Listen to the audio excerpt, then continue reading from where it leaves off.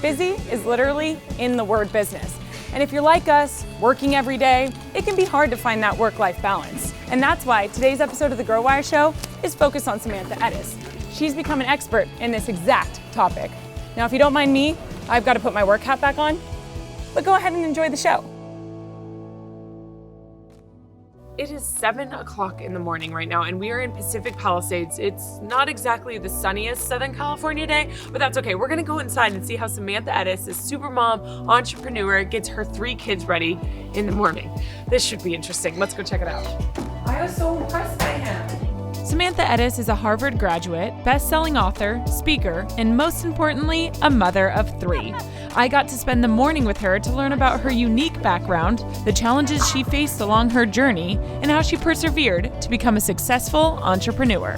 So you got the kids off to school, everything's okay and calm here now. They're calmer than I am. Yeah, they were so calm this morning actually. Like it was just a very okay, you know when to go. When I see your kids, obviously I start thinking about what you were like as a kid. So before we get into this entrepreneur boss woman that you are, I kind of want to talk a little bit about your childhood and your upbringing. So I grew up in Manhattan. I became a serious tennis player when I was 8 years old. Okay. And then I played every single day until I was 20. Oh my gosh. What same vein did you carry with you your whole life because of the way that you had to train and time management and everything with competitive tennis? Well, I've always been so disciplined about my time, and I've always seen my life in different compartments. I remember lying in bed growing up and thinking about my categories of my life.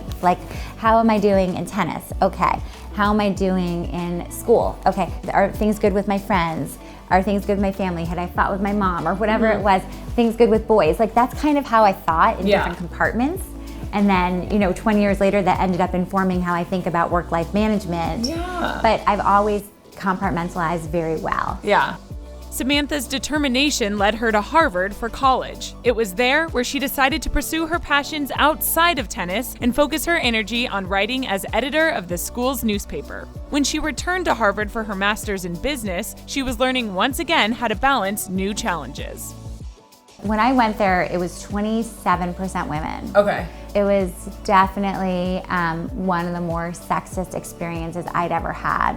I didn't have a background like most people there had. I didn't have a finance and accounting background. So I remember that first week of business school, you're supposed to separate yourself into study groups. And nobody wanted to be in my study group because I had a creative background.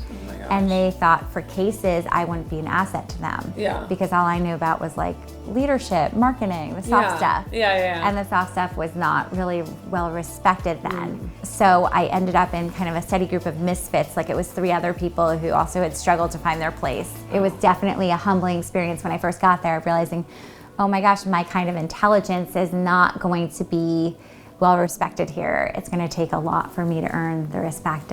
Makes you stronger though. Yes. And look at you now, Join us on part 2 and learn how Samantha went from a Harvard grad to best-selling author by reaching out to a variety of experts all across the country. When you're cold calling these people, what do you think it is about you that made them go, I want to work with this woman? I had no fear. And I also felt what's the worst thing I could do is say no, and then I'll just ask again.